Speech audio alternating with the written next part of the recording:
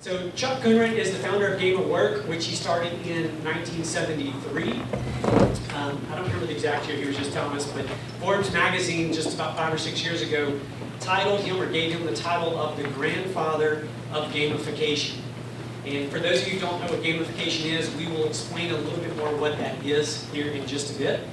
And he's worked with literally some of the biggest companies in the world, taking this method, the Game of Work, into those companies and helping transform the way that performance takes place in those companies and the overall cultures within those companies as well.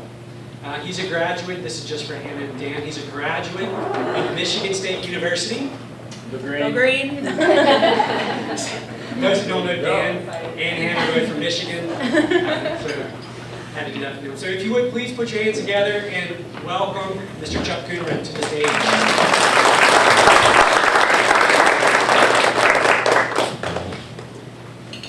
All right. So again, this is going to be informal, and feel free at any point if you have a question, something needs clarification, please just wave your hand, shout something, we'll get you the mic so that we can get going. So if you would you mind just telling us how did this come about? How did the Game of Work come to be? I'd be happy. Mike, you good? Oh, I went to the restroom, so I turned this off. Every public speaker in the world has a left the mic on story. So after a while you get good at it, shutting it off, that is. The Game of Work really came about, I don't know if any of you know the name Success Motivation Institute. SMI was a was a personal goal setting company out of Waco, Texas. And their founder, Paul J. Meyer, was a terrific mentor to me. And we were a distributor for them. So we would sell you back in the 70s for $700, 8 cassette tapes and 2 manuals.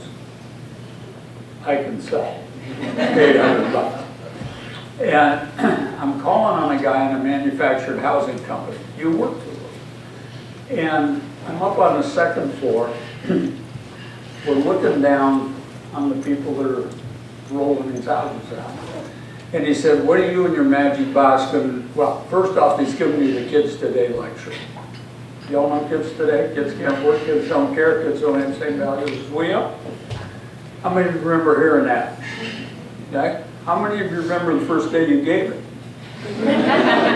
See, that's a generational transformation because you just became your dad. And so he's giving me Kids Today, kids can't work. It's what you and your magic box can do about that. And that, we're overlooking down on this factory floor, are 8 20-somethings, and they're siding the house. And to describe their workplace, you would need words like arthritic, snails, and wet cement. I mean, they look like mimes on the Champs-Élysées in Paris. You know, they're just like this kind of stuff. And he said, what are you in your magic box going to do about that? Any of you who've been in sales know that if you get an objection, you're going to have something to come back with, that clock just stops. And that's what happened to me, and then I got rescued by lunch. Because the lunch bell went off, these 8 guys dropped those hammers like they were electrified. Took off like somebody hit them with a high voltage cattle pry, running down the factory floor, 4 of them taking their shirts off until they found a basketball hoop. And I watched them play shirts and skins 4-on-4 with the intensity of Game 7 NBA Finals for exactly 42 minutes. No strat plan, no performance appraisal. Everybody knew what the job was and the score. At 12:42, by some magical agreement, the game stops, they pick up their sack lunches and their Cokes, and now they're walking back. No reason to hurry. Back to where they're working, and at 1 o'clock, they're back on the clock, arthritic, snails, and wet cement. Well, this guy was a redneck. I don't guess I have to define that down here, do I? But he's like mid-50s, mid-career, and not happy about either one of them. Yeah. And I looked at him, I said, as far as I can tell, it's not a raw material problem. There's nothing wrong with those kids. And in that 1 hour was my epiphany. And so we started to ask ourselves, what did I just see, first off? There's this magical motivational transformation. And so we crystallized this tongue twister that said, why is it that people will actually pay for the privilege of working harder than they will work when they're paid? Okay? Now, do we have any hunters down here? Y'all hunt in Louisiana? Okay. So, you get up early, earlier than you go to work, pay for your own ammunition, take care of that weapon, go out and scope it in before you go, got it all, take food, $300 worth of food out of the family for a weekend hunt. Your deer down here aren't that big, are they? I mean, you don't get like an 800-pound deer like I have wandering around. No, I'm sorry to use all that. no, we got big stuff. We have them in our yard where we live, and you know, so all of that should, like, what does that dress out to be, like 200 pounds? It's about $9 a pound. Most game deer comes out to about $9 a pound when you get it all dressed out. People will pay for the privilege of working harder than they will work when they're paid. A good friend of mine, his name is J.H. Campbell, and Jay runs the Associated Grocery warehouse in Baton Rouge. And in that warehouse, they have a freezer. That's where your frozen food comes from, in case anybody wanted to know. And when you work in the freezer, they provide you with thermal stuff. You would think at 98 degrees that wouldn't be necessary, but the freezer's cold. They get a premium wage over the rest of the workers. They only work 45 minutes, they get a 15-minute break to warm up because it's so cold. Okay? We also have those warehouses in Utah. And we only have one problem, and that is winter absenteeism. Almost always preceded by 12 or more inches of fresh powder snow. Because in those days, those same workers will take an $80 day off, spend $100 on a lift ticket, and bring $2,000 worth of their own gear, and the only time they complain is when you make them go inside. People will pay for the privilege of working harder than they will work when they're paid, and I'm sure you recognize this fact that the only thing crazier on a price per pound than big game is fish. Okay, we spend in this country a little over $3 billion a year on fishing licenses and gear. We only spend $2 billion on golf clubs. And you have to ask yourself about golf clubs, how many of them are worn out? Okay. So we keep this up. You're going to give me 4 questions and we're going home. No. So if you would, everyone grab your copy of the book, because what we're literally going to do is we're going to kind of walk through this book. Obviously, we'll go back and go through this in detail. But one of the very first things that you talked about in the book. And you can write in the books. That's the new deal. Remember when we were in school, what did they teach you? Don't write in that book. You can write in this book. All right. You talk about goals. Yes. And the importance of goals. Yes. So in a business context, how do you define goals as it relates to the game of work? How do they play into the picture? Well, how many of you remember Alice in Wonderland? Remember reading it? And there's a part of the introduction where Alice meets the Cheshire Cat. Thank you. This is my wife, Carla, who's holding the cue card. But in the big, there's a book called If You Don't Know, I may not be able to pull that back up. We'll get it for you. Anyway, Alice meets the Cheshire Cat. And she says to the cat, which way should I go? The cat says it all depends on where you want to get to. Alice says it doesn't matter to me where I get to. And the cat says it doesn't matter which way you go. As long as I get somewhere, Alice determined. But, so goals are essential. Let me give you a quick economic lesson. In the United States, we have about 125 million heads of household. Okay? And they range all the way from the nuclear family with mom and dad and kids to individuals and all kinds of stuff. But 125 million households in the U.S. 3% of them are financially independent. 10% of them. Now, in order to be in that 3%, this will blow your mind. You only need to have $1 million net worth. Now, using the word only a million is maybe a bad construct, but to recognize that in the United States, the greatest economy in the face of the world, we only have 3% of our families who've accumulated a $1 million net worth. Now, there's a book called Millionaire Next Door, which says that the best folks, best chance of becoming that millionaire is being an independent business owner, which you all are. And you know what the most driven car is by millionaires in America? Ford F-150 pickup truck. Okay? It's not the Porsche, it's not the Mercedes. The majority of millionaires in the world drive a pickup truck. Oh, we were answering that question. I didn't know. So, 3% financially independent. Okay? About 10% of American families are financially comfortable. Okay? Take a vacation, they live off some portion of their income. By the way, to get the 3% means you can live off of your investments. 60% of Americans make a living. They live from paycheck to paycheck. Best information is they can't miss 3 paychecks. 60% of Americans. And then there's 27% of Americans that need some form of support to survive. Church, government, family, etc. Now here's something that's kind of interesting. Those statistics have not changed since the Depression of 1937. Okay? Here's the deal. The bottom 2 groups, 87% of American families have no goals whatsoever. Don't get it, don't understand. If they do have a goal, it's short range, like, you know, how do I cover the check I left at the grocery store 20 minutes ago? The top 2 groups admit to having goals. The 3%, the top group, outperforms the 10% group by an average of 10 to 1.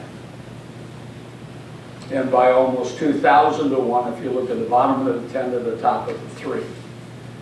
The only significant difference is that the 3% have their goals written and specific with a daily plan for their achievement. There's no difference in race, color, creed, background, parental wealth, all the stuff. That's how important goals are. And specifically to have them written, and I think you say the book clearly defined as well. Well, the reason you have to have your goal clearly defined is so you know when to take the cork out of the champagne bottle and celebrate. So if you don't have a clearly defined goal, you don't know when to celebrate. That's really nuts. So let's shift to scorekeeping. Sure.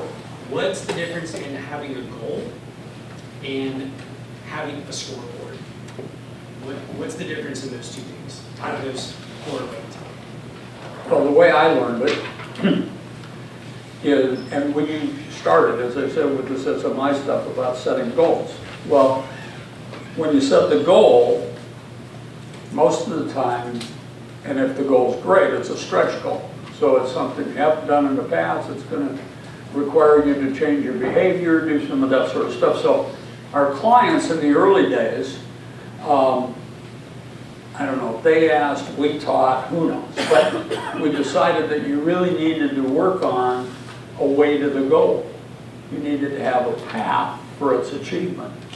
And that brought us back to literally saying, how do I know that I'm making progress? And so scorekeeping initially became the achievement or became the path or the steps to work towards the goal. Okay? Then later,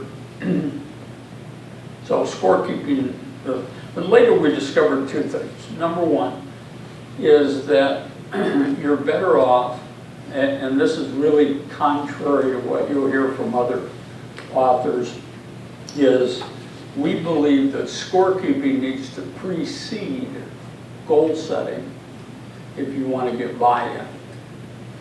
Too often we sit down and say, what are your goals? Well, my goal is going to be, I'm going to do $100,000 a year. Okay? Great. What are you doing now? 50 bucks a week. Okay? So our present is, go figure out what the critical measures are in your business. We'll talk about some if you want, but figure out what the critical measure is in your business. Let's assume that you want to accumulate cash. Okay? Anybody here opposed to cash? We like cash. Cash is good. So, but if you said, okay, I'm going to work on figuring out a way to create a set aside that is 5% of gross sales. And for the last several months, I've lost my butt. You see my problem, right? Okay. So first thing you want to do, if your goal is 5%, first thing you want to do is probably look for 0.5%. So look at a month, look at a payroll period, look someplace else, and say, you know what I want to do? I'm going to try to figure out if I can set aside, pay the expenses, etc. I'm going to put it in like that 7-Eleven safe, it's a one-way deal. I'm going to put it in here, and I'm going to see if I can accumulate 0.5%. Once I get that done, then the next payroll or the next accounting period, whatever you're comfortable with, because I'm going to work on that and see if I can do it again. A good friend of mine, Rex House, who was another one of my mentors, said if you can do it once, you can do it twice. Logical, right? If you can do it once, do it twice. If you do it 3 times, you turn it into a habit. Okay? So the idea is, whatever that critical measurement is, go measure it, see how well you're doing, see how well you can do without a whole lot of effort or changing who you are, and see if you can get 10 or 15 data points. Now you can start setting some goals. So if you got in the deal, okay, that month, that pay period, I was 100 short, this one I'm 300 over, this one I'm another 50 down, I put that whole thing together, draw a little cumulative average line through it. Now I kind of know where I am and who I am. And then just start to set some little incremental things. When we started our business, Rex and I drew a graph to do $200 more a month than we did the month before. And that 200 was a hell of a stretch in the early days. So the actual scorekeeping component, that would be kind of the steps or establishing the benchmark or baseline of where you're currently performing. Is that pretty accurate? Yeah. So in the book, you actually outline kind of 4 things around scorekeeping. And I apologize, I don't remember which page it's on, but it's in the book. Scorekeeping must be simple and objective. It must be self-administered. So talk about that for a second. What do you mean by it must be self-administered? How many people here own golf clubs? I used to ask how many golfers are in the room, but you didn't get as many hands. That also means you're Americans. You can buy better than you can play. The hunters over there going, you got that stuff. I don't even know what a Creedmoor 6.5 is, but I know I have to have one. But golf, that scorekeeping is self-administered. One of the reasons it's self-administered is so important is that we trust what we can touch. Anybody here have inventory? Got inventory? You ever get a bad inventory come back from an inventory service or somebody outside counsel? First thing you're going to do is, I'll count it. I want to count it, touch it, we'll get this figured out. Okay? So we have a tendency to doubt the scorekeeper unless it's us. Okay? So it's an ownership thing. Yeah, and that's a fundamental shift for us when we started implementing this, is that it was no longer about just setting goals, it was about reporting metrics back individually, and it was things that each person could determine on their own. It didn't require me to give them some figures or some stats or anything like that, so that's a very, very important piece and component in this scenario. Thank you. The next one, you say scorekeeping must offer comparison between their current performance, their past performance, and expected standards. Yeah, let me give you an example. Is there a New Orleans Marathon? Yes. Yeah. Yes? Okay. And they get 20,000 plus people there, right? So how many of them can win? 12 if you take both sexes or both genders and all the age group. What are the other 27,000 people doing in that race? See, in New York, at the New York City Marathon, I don't know if you know, it starts in the Verrazano Narrows Bridge. It's over the Hudson River, colder than all get out when you get up there. So everybody shows up in sweats. Okay? Well, nobody wants to run in the sweats. So before the race starts, everybody peels their sweats off, leaves them on the bridge. It's the biggest collection day for New York City Salvation Army of all the clothing. So the average marathoner in a major race will spend somewhere around $3,000 to $5,000 in gear, travel, training, and the rest of it in order to run. Okay? People, like 30,000 people spend. People pay for the privilege of working. Okay, you get the principle. Now, the reason for it is they're all running for a PB, personal best, or PR, personal record. Better than they used to be. Okay? There are 16 million golfers in America. Regular golfers play more than 10 or 12 times a year. 16 million people. $2 billion in clubs. Okay? Big sport.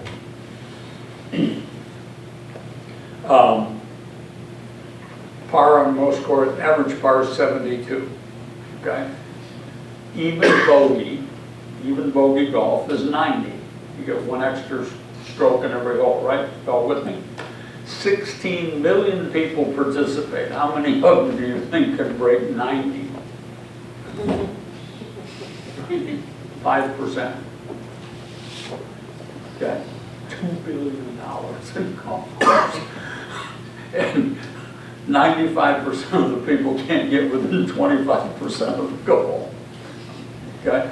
So all of that is about not being your best, it's being better than you used to be. Okay? So, you know, you can make a lot of money if you build your business at a 5% pre-tax net. I grew up in the grocery business. Grocery store, you walk into the grocery store will keep 1.3% of your purchase. On a $25 purchase, that's 40 cents. And they let the bagger give you 6 cents worth of bags to screw up the net profit. So, you know, just figure out a way to make 5%. I was, for a while, we had a client, they actually wound up acquiring our company. Yes. But they're a Medicaid insurance company. Now you hear a lot about insurance companies are harvesting bazillions of dollars, right? Okay, well we had 1.4 million members, 1.2 million members, it's easier to do the math. 1.4 million, 2 million members, we cover them for 12 months out of the deal. And at the end of the year, we made $2.32 per member per month to provide Medicaid, including new births and the rest of that stuff. Okay? Go for 5%. I swear to you, people will love it. Get a great return on it. Yeah, and then the final one. So we're Yeah. gonna measure performance against past and expectations. Yeah. And then the last one is scorekeeping should be dynamic. Yeah, dynamic, another way to talk about that is that scorekeeping needs to be contemporaneous. So, you're all familiar, we hosted the 2002 Winter Olympics in Salt Lake City. And in the Ice Palace, we have two events that take place: ice hockey, figure skating. So here's the question. No, I'll ask it later. So when you watch a figure skater, male, female, pairs, dance, whatever, how do you watch? What's the audience? Well, here's the real question. Does the audience reaction or involvement different in figure skating and in ice hockey?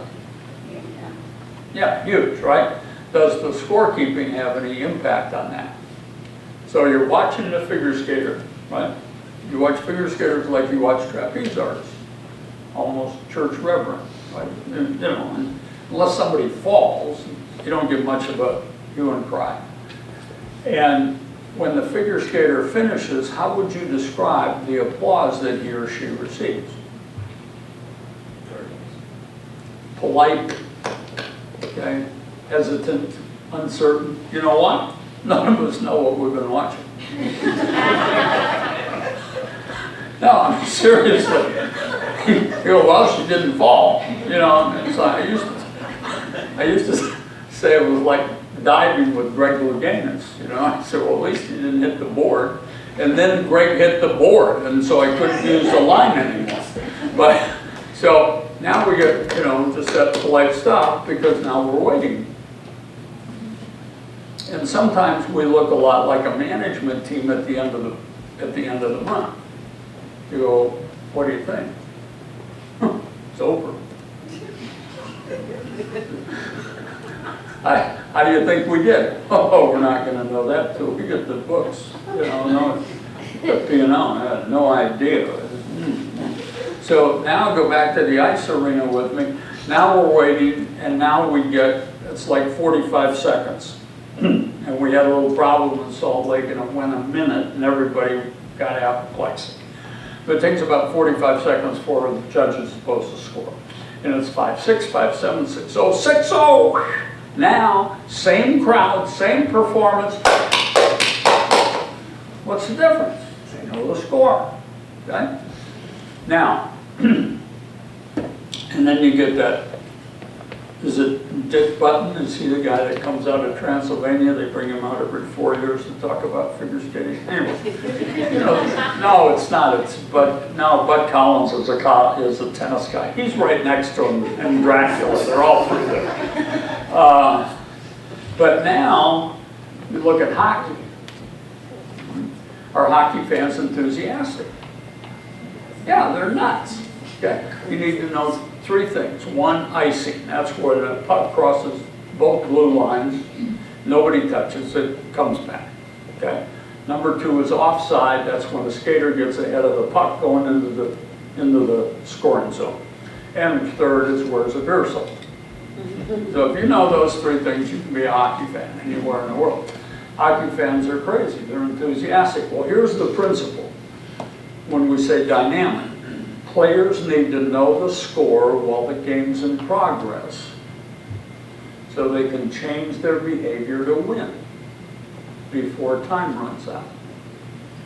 So there's a process in golf, whereas if you're behind on the 16th or 17th hole, you can press the bet, which means we're playing double or nothing to see if we get out of here with what we came with. So, and that changes the score. But you want to have people to be involved in knowing the score while the game's in progress. And, you know, when you watch the PGA or the LPGA on television, you'll see somebody, you know, a stroke and a half behind, and they're going to go hit it over the water, almost not quite. But, you know, you change because we want to change the behavior. So we say this, that every day, everybody needs to know whether they're winning or losing. Because something in your business happens on a daily basis. You know, if you're doing projects like Ephraim and installing yard, there's at least what you might call a normal day's step that we put into the project plan. If you're retail, you know what the sales are. So our point is the more often you know the score, number one, the easier it is to fix. So the more frequently you report the score, the smaller the problem. You've got an overprime problem. If you look at it daily, it's a much smaller problem than if you wait till the pay period. Okay? If you're manufacturing, you've got a shrink problem, you look at it today, you can figure it out. So, frequent scorekeeping reduces the size of the problem. When you reduce the size of the problem, you have an increased emotional tendency to solve it. I got a 10-minute story about that for you. Does anybody have? He's got his notes folded up now. Does anybody have a question specifically about your business as it relates to scorekeeping and how you can get your team, one, tracking their own score and doing it on a frequency basis, a daily basis? Anybody? Anybody struggling to figure that out? I'll ask a question that, so I work with Ugly Mug, and the hardest part, oh, am I supposed to use the mic? There you go, Gary. Thank you, Gary. One job. You use it on your score. Alright. Who's writing up at his port? Am I good, Mike? No. Just put the thing on.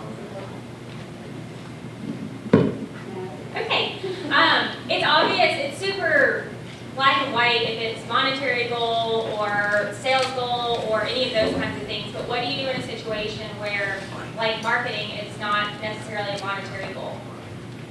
That's a problem with marketing. Because marketing is really where the rubber meets the sky. Okay? Let me give you a couple. Number one, I want you to write this down. This is the magic question to how you begin to answer that. So ask anybody in your organization, including yourself, what is it that you get done that's very valuable to this organization that we have not recognized or rewarded in the past? It's called magic question. I'll give it to you again. What is it that you do, or better yet, get done? What is it you get done here that's very valuable to the organization that we are not recognizing and rewarding?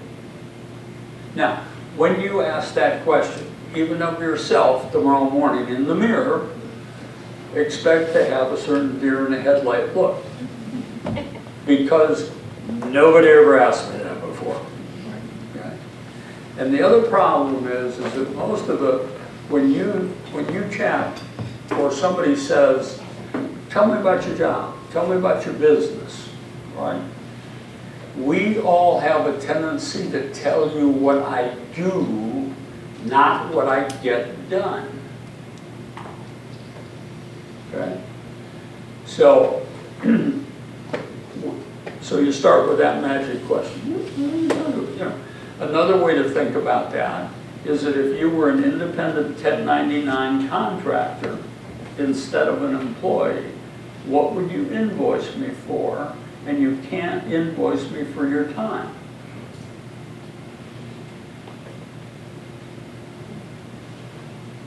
Whoa.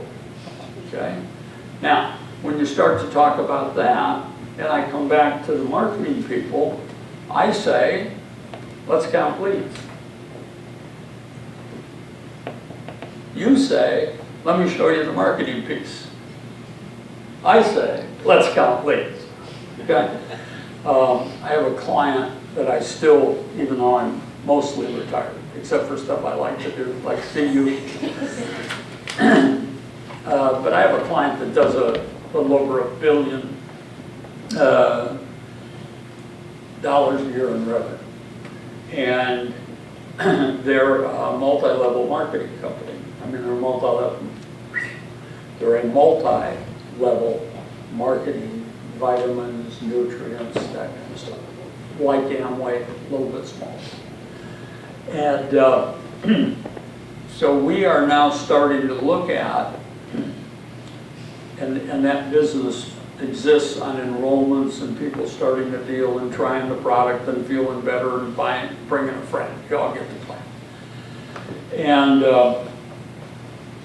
so we're now going back to 25 years old, $1.3 billion.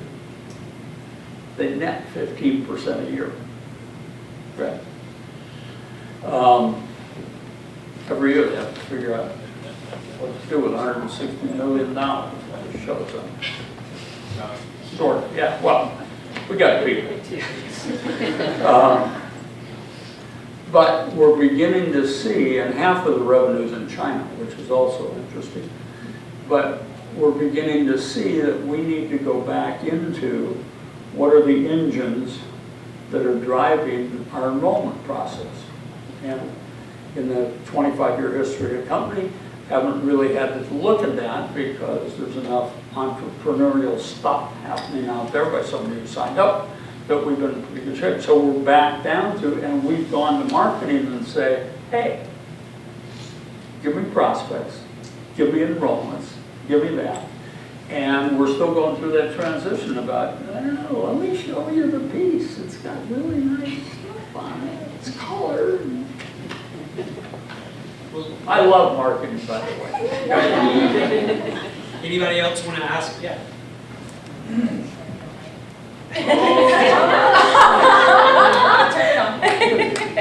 It's a shy lady. It took a lot for her to raise her hand. I give her the microphone. We have active scorecards. We have a system. Everyone can log in on their dashboard, see it every morning, see where they're at, all sorts of numbers. But out of the entire organization, I would say maybe 1% is actually driven by the numbers. Meaning, I recognize that I understand, but we talk this every day, and they're just not as driven. And then we just have to say, well, is it a person thing, or is it the numbers are wrong, or how do we figure out how to get everyone going? It's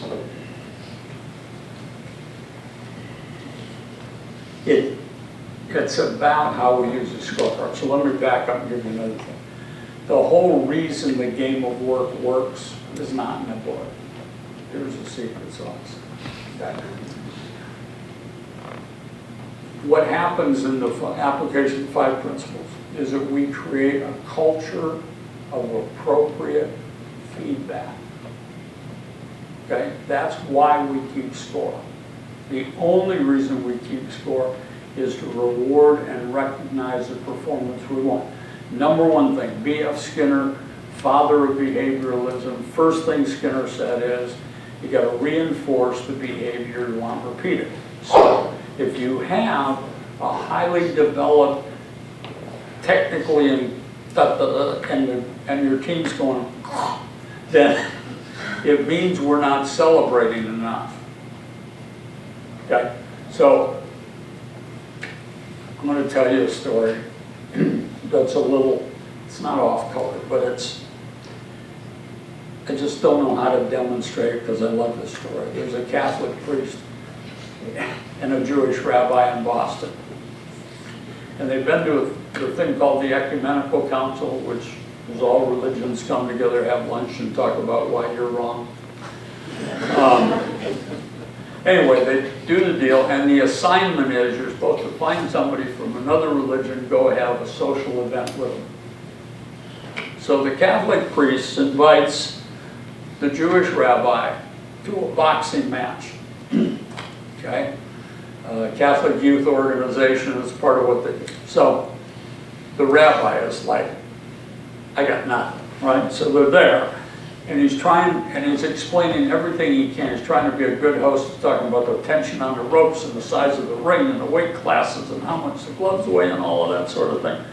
And we're doing fine. Third fight on the card is a little Irish middleweight, member of the parish, comes bouncing out, big shamrock on the back of the green robe, da-da-da-da-da.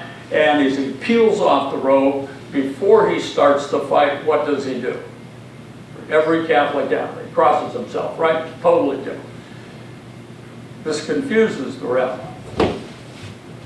He looks over at the priest, he says, "Father, was machst du?" He said, "What does that mean?" And the priest looked right back at him, he said, "Not much if the kid can't fight." Now, all due respect to my Catholic friends in the audience, but the point is, that's what scorecards are. If we're not celebrating them, making a big deal out of the good stuff that we want more of, who won yesterday, because you see, historically, pre-game of work thinking, historically, scorecards and measurement and metrics and blah, blah, blah, have all been working on catch us doing it wrong. Okay? And so you need to get back and say, what is it that this scorecard celebrates? Okay? Now, let me give you the craziest one. Come back to this question.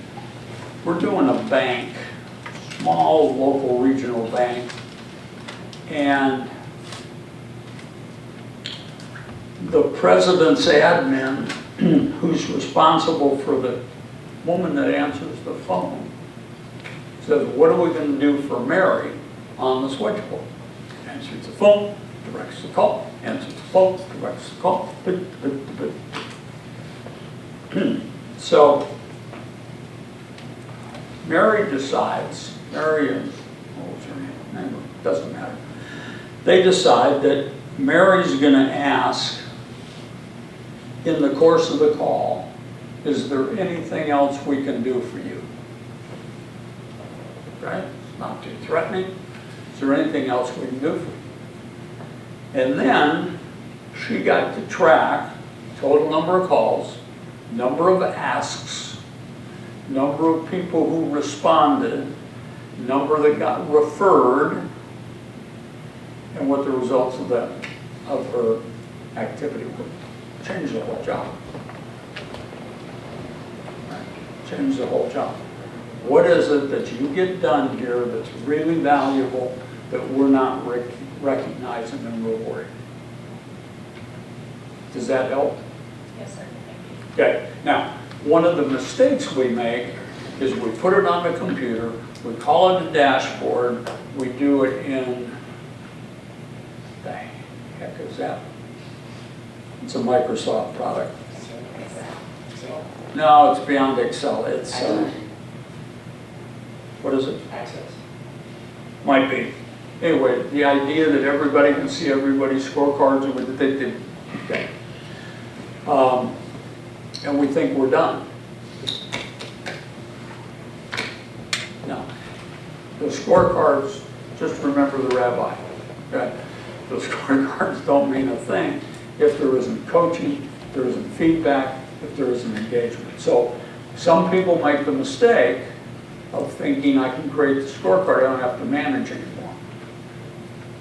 Carl.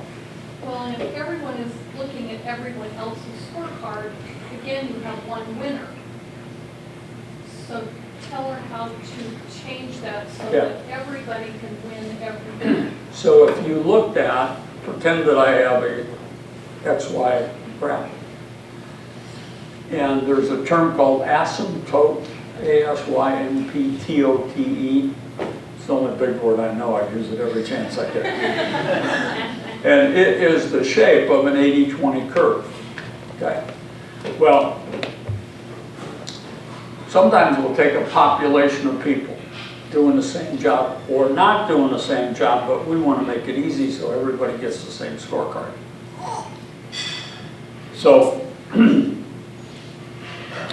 the challenge is that no matter what your population is, I mean, I suppose you need 10 people in here to make this work, but whatever it is, you're only going to grow that business if you move the curve.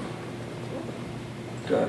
So one of the stupid things we do when we get the curve is we draw the average. We immediately disenfranchise 80% of the population because they're below. And then we say get the average. When we get the average, we'll stop picking on you. I mean, this is just dumb, but broad spec. So what you really need to do is look at everybody on the curve, and you just, I'm going to ask you one thing, just get better than you used to be. Okay, because too often we get in there and we say, well, Sam you know, Sally is just busting it. You go, well, okay, but Sally doesn't get the stuff that I have to take care of. Sally doesn't get my detail, you know. So what you have to say is you have to say, Sam, be better, Sam. So we use a little graphic that's a big capital B to the third power, and it says better be better. See, a lot of times companies spend all this time doing a budget. I'm not against budgets. But, you know, we do the budget, and then we're trying to do the budget, and we're getting that. And the reality is your business is going to look a whole lot next year like it looks this year. And find the 3 to 5 meaningful deals that you're trying to achieve, you get better. But you have to celebrate with the scorecards.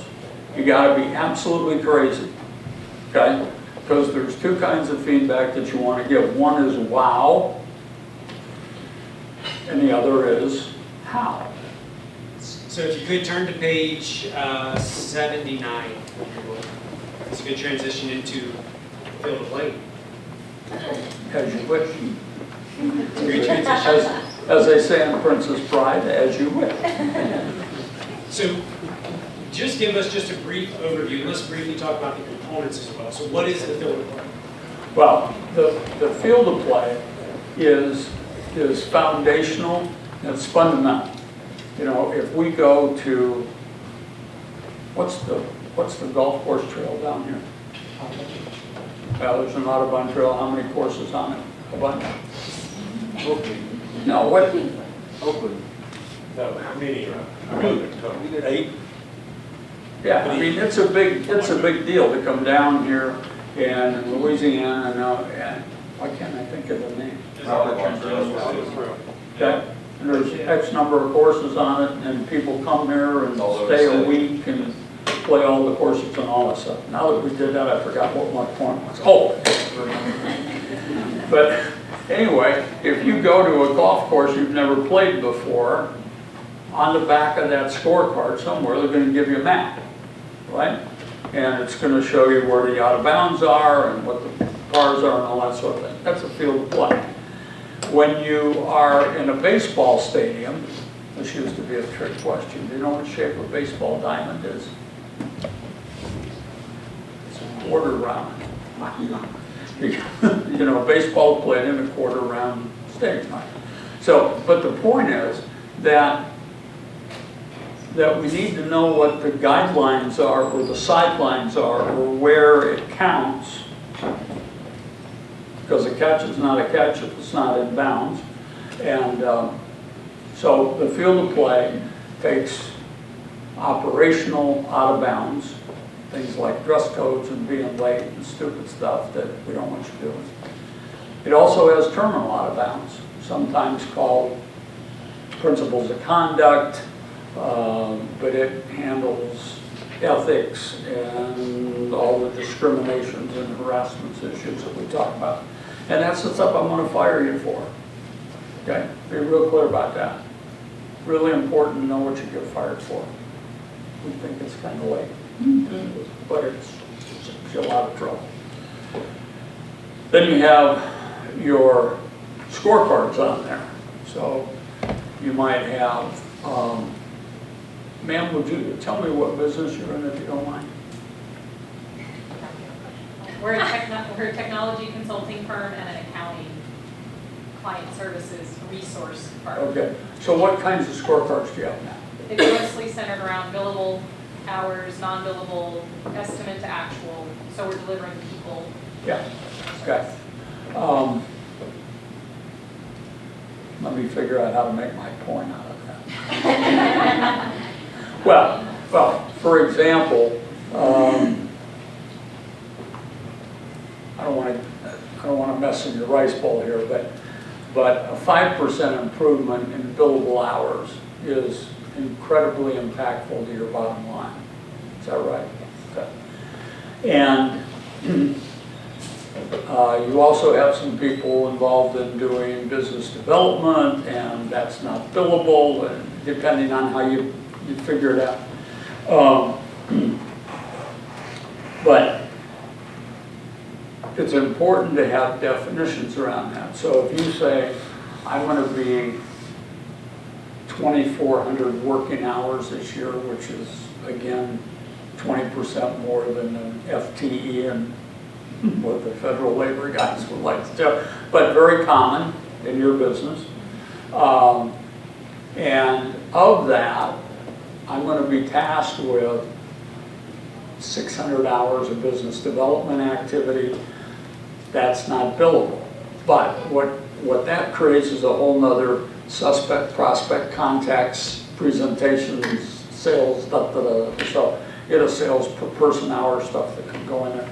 The idea is that you want to have clear expectations going in, because employee satisfaction and customer satisfaction is all based on having clear expectations.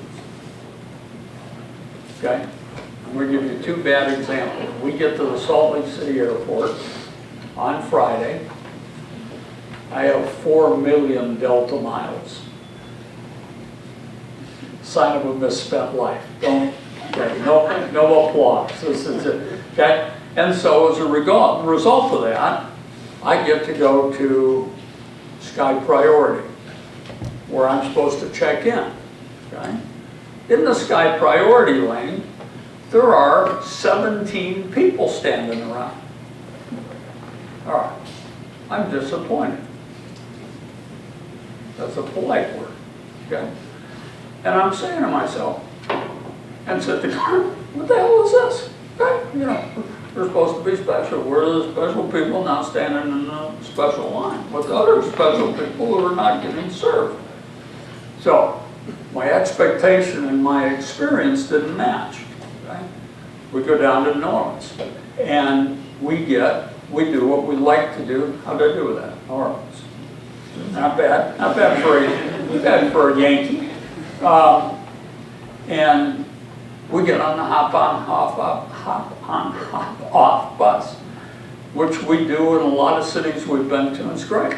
Okay, so we get stop number 4, and the driver announces that the bus in front of us is letting out, and all those people are going to go on our bus. So we're on this bus, and we don't dare get off, because there ain't no hopping on. Because every time we go to a stop, there's 15 people waiting to get on the bus. Okay? So what was our experience or our expectation? We did the same tour in Philadelphia. We had a terrific time. Okay? Stop, there's plenty of seats, it wasn't a problem. You literally could hop on and hop off, and we did. Okay? So today, hop on, hop off, sent me a survey. Hi, tell us about your experience. I will be happy to do so. Okay? Here's 1 star and an explanation. So the field of play is about making sure we know where's the goal, where's the out of bounds, what am I going to get fired for, and how do I overlay that onto a scorecard. Good enough? Yeah. Any questions on the field of play and applications in your business? But let me say one other thing about when you get the scorecard, building a scorecard, which we cover in the book, is actual line, ding, ding, they bounce. They're supposed to. Okay? And then the cumulative average smooths out the line, lets me know what's good, what's bad. B grades are better than D's. We all learn that in school. And then find a current or a rolling average, last 5, last 10, I don't care, whatever it is, so that I can see how I'm doing lately. Also, enlightened thinking I've developed lately, Wayne, is that when somebody's actual performance is better than the worst, stupid word, but you have to, when they're better than the worst of the 2 averages, it's a small wow. Way to go. Because ultimately, if I'm just better than I've been in the past, I'm gonna get there. Right? It may not, I may not make this year's budget. to ramp it up, but it's fundamentally, if you get a group of people in any organization in the world being better than they have been in the past, life's gonna be pretty good. If they're better than both averages, bigger wow, uppercase wow. And then the third thing you want to do is just go for a record.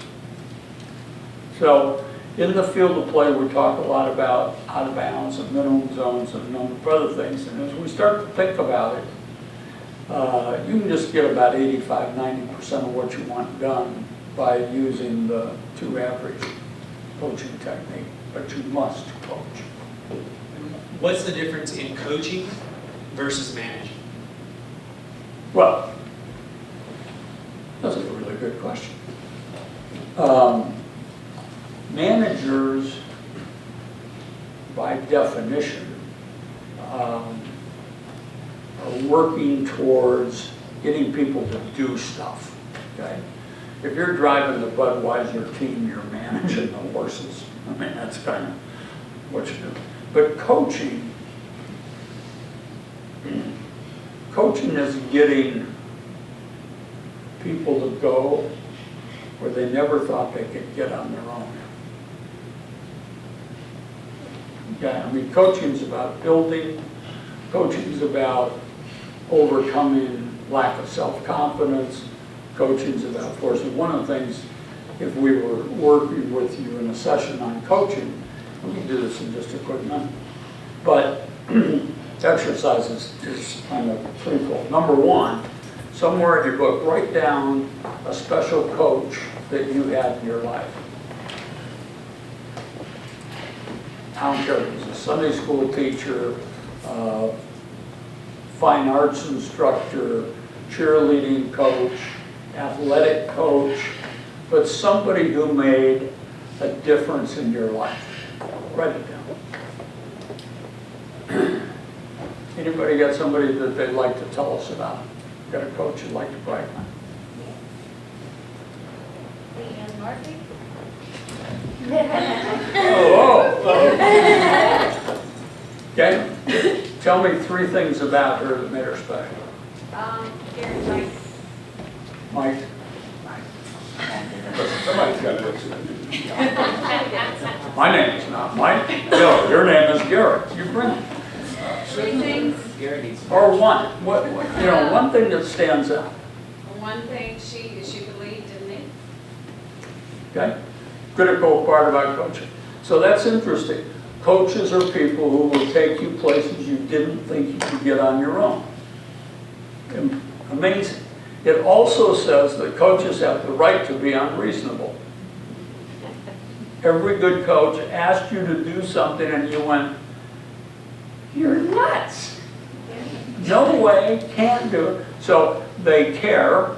They have reasonable expectations. They want to stretch. They want you to grow. They want you to be better than you can. Anybody else got a coach you want to talk about?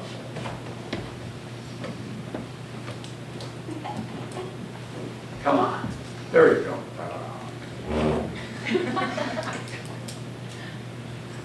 My dance coach from high school inspired me to continue dancing through college, and now I currently work for her as well, teaching dance. Perfect. We've got 2 granddaughters that are in dance, and you know, it just works, but they care. Okay? There's a couple other things about coaching that are different than managers. Coaches accept the responsibility for their team's performance. Now, when I was at Michigan State, our coach was Duffy Doherty, and we were a pretty good football team back in the 60s. And we had, and Duff said this, and he said it, the short little goofy drinking Irishman guy, really fun, tough coach, but really had a way with the press. And Duffy said this one time. He said, "What I don't understand," and remember this football coach talking to the press, and he said, "Here's what I don't get." He said, "Every time we win, you call it a team victory. And every time we lose, you think it's my fault." Well, in 1965, that was a wonderful little rejoinder with the press, but I never forgot it because it really talks about what coaches do, okay? I hope you didn't see the Michigan State-Arizona State game on Saturday. It was just appalling, but Coach D'Antonio is a terrific coach and is one victory away from eclipsing Duffy Doherty's record at Michigan State. But he took that responsibility. 12 guys on the field. You got to own that. So you need to own the performance of the team. If you didn't hire them, you decided to keep them. Okay? But that ownership, there's a great book that's a classic called Servant Leadership.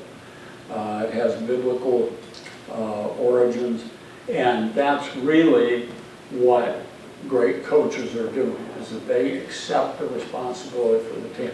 The other thing great coaches do is they get their ego out of the way. And it's interesting because you said, okay, we played now 50 some odd Super Bowls, 52, 53. If you said to if you just were sort of at 30,000 feet and said, now if I was going to pick a position from which I would draft coaches, one position on football teams that would be just a wealth of talent to draft coaches, what would you think that would be?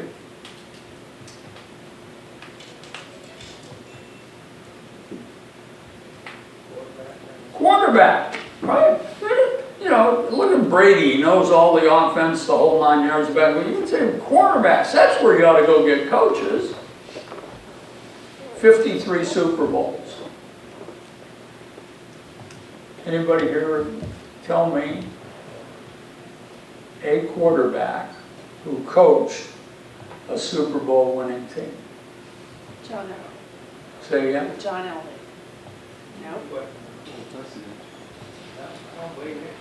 No? No. Well, first off, Elway never coached. General manager. That's true.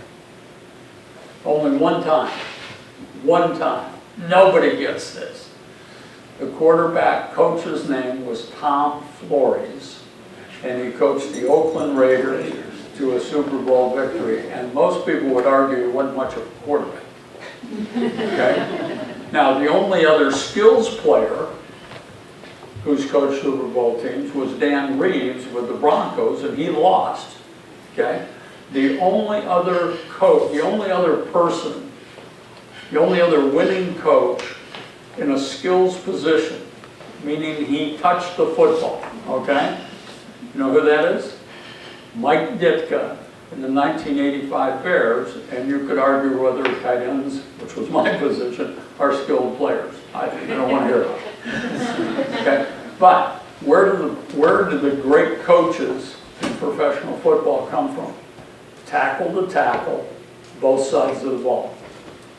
Low ego, fundamentals, understand the core value of the game, and able to deal with the Antonio Browns of the world who are crazy. Okay? And you look at the same, you can almost look at the same thing at the college level. Okay? Any final? You're not working very hard.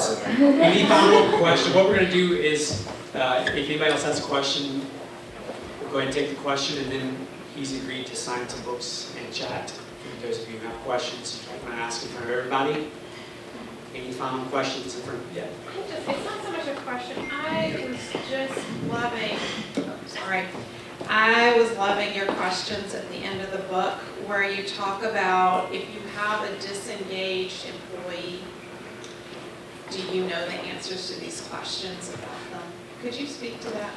Well, first off, it's impossible to motivate strangers.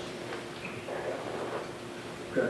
I mean, there are some people who pulled it off. Adolf Hitler's one of them. But by and large, there's another quote that I'd like to emphasize. I don't know what page it's on, one of the things that I believe strongly is that the way people feel about an organization is primarily dictated by the way they feel about their coach or the person to whom they report. Okay? And you can be in an organization with great benefits, a super package, things are going great. If you're working for a dink, it's a dink company. We were taught, I think maybe less today than when I was in college, but we were always taught, don't let your employees get too close to you because it might affect your judgment. It's a big saw. Nobody ever really turned the coin over and said, what if I got close to them? Could I affect their judgment? Yeah. We had an individual who worked in our organization. His daughter was I don't know what you call them, the junior Olympian, kind of pre-Olympic figure skater. Okay? A lot like dancers. And, sort of until you covered what happened with the figure skating over the weekend, there was no talking about the business. So the key is, and one of the principles in the feedback section is that the amount of feedback, the appropriate amount of feedback, can only be determined by the recipient and never the giver. So, and people would read that and go, Chuck, you're not saying that I have to go around and figure out what the appropriate amount of feedback is for everybody in the team. Chuck, surely you're not. That's Chuck. No. Yep. That's the most difficult thing in the world. But when you look at kind of what gets people excited and what turns them on, you got to know what that is. And some people, because they're different, some people need a brass band when they show up on time.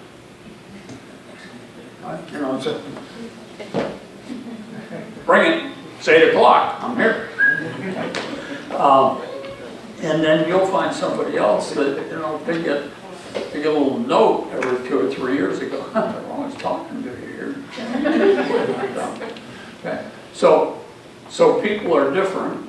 What a wonderful thing that is. And Carla and I were walking around New Orleans, and she said, they all have different shoes. And do that. You can do it right now. There's probably not 2 people in the room who have the same kind of shoes. I'm sure nobody has boots, because you all don't need these things out here. But, people are different.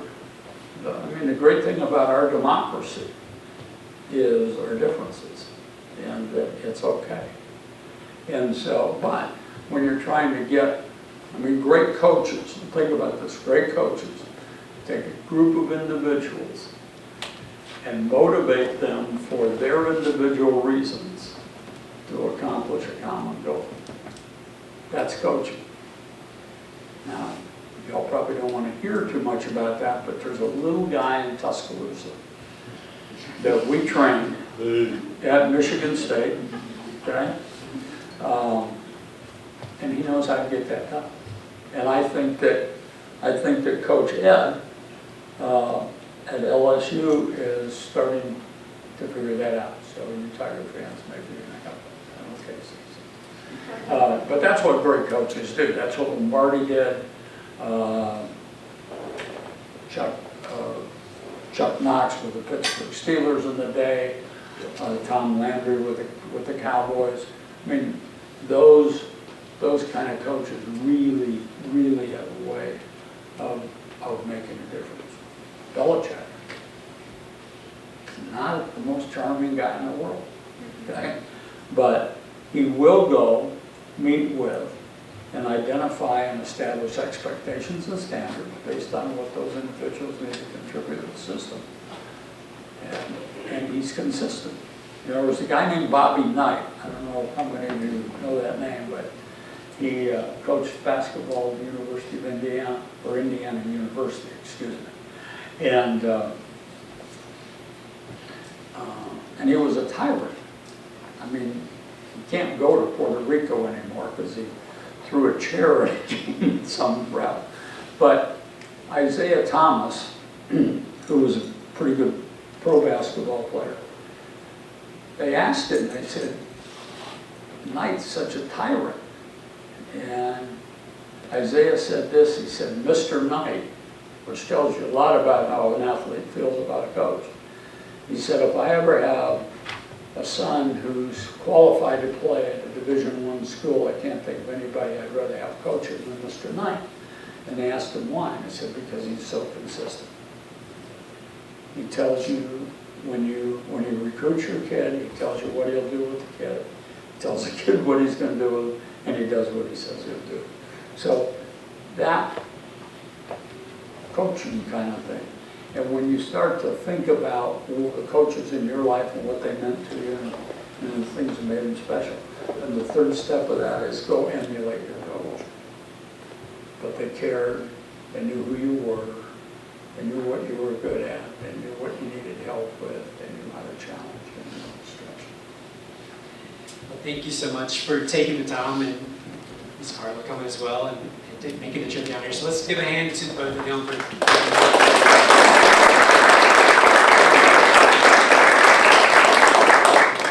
we will get a Sharpie for him. And so anybody who wants your book signed, if that's all right with you, can be all right with that. Signing a few books. And It's the best paid job in the world is autographing books.